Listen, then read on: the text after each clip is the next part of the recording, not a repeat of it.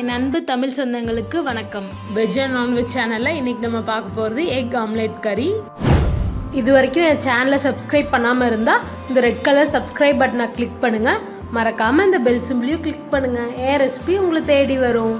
First நம்ம egg balls ready பண்ணிடலாம். அதுக்கு நான் இன்றைக்கி 3 முட்டை எடுத்திருக்கேன். அதை உடச்சி ஊற்றிடலாம்.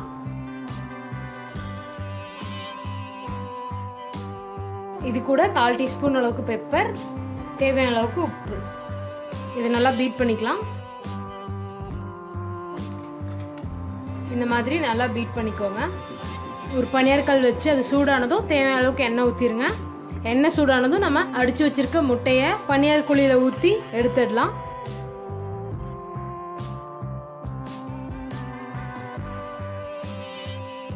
ஒரு பக்கம் வந்ததும் அடுத்த பக்கம் திருப்பி போட்டு 2 பக்கமும் நல்லா வேக வச்சு எடுத்துடலாம்.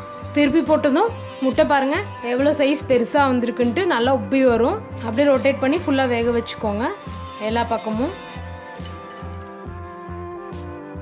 பக்கமும் நல்லா வெந்துருச்சு. இப்போ இதை நம்ம எடுத்துடலாம். பேன் வச்சு அதில் நான் 2 டேபிள் ஸ்பூன் அளவுக்கு எண்ணெய் ஊற்றிருக்கேன். எண்ணெய் சூடானதும் 1 ஏலக்காய், 3 கிராம்பு, 1 பட்டை, 1 கல்பாசி இதை சேர்த்துடலாம்.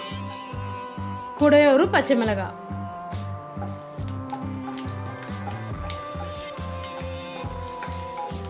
ஸ்பைசஸ்லேருந்து நல்லா வாசனை வந்துடுச்சு. இப்போ இது கூட 2 பெரிய வெங்காயம் இந்த மாதிரி குட்டி குட்டியாக கட் பண்ணி வச்சுருக்கேன். அதை சேர்த்துடலாம். கூடவே கொஞ்சம் கருவேப்பிலை. கோல்டன் ப்ரௌன் வர வரைக்கும் வதக்கிக்கலாம். வெங்காயம் கோல்டன் ப்ரௌன் ஆக ஆரம்பிச்சிருச்சு.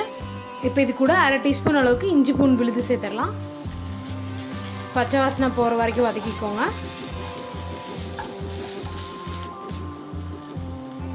இப்போ இது கூட 2 தக்காளியை விழுத அரைச்சி வச்சுருக்கேன். அதை சேர்த்துடலாம். நல்லா கலந்து விட்டுருங்க. தக்காளி விழுது கொதிக்க ஆரம்பிச்சிருச்சு. இப்போ குழம்புக்கு தேவையான தண்ணி ஊற்றிடலாம். நான் 1 கப் அளவுக்கு தண்ணி ஆட் பண்ணுறேன்.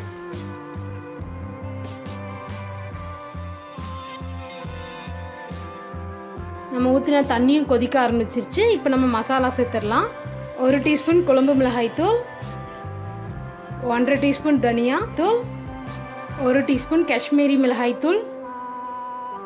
நீங்கள் நார்மல் மிளகாய் தூளும் யூஸ் பண்ணிக்கலாம் உங்கள் காரத்துக்கு ஏற்ற மாதிரி.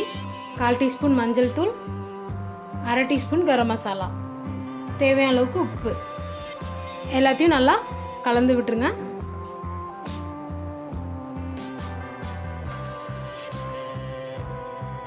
கிரேவி ஒரு 5 நிமிஷம் நல்லா கொதிக்கட்டும்.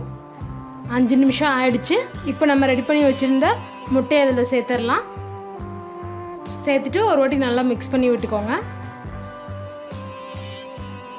முட்டையை நம்ம வேக வச்சு கிரேவியில் ஆட் பண்ணால் அந்த முட்டையோட ஃப்ளேவர் கிரேவியில் இறங்காது.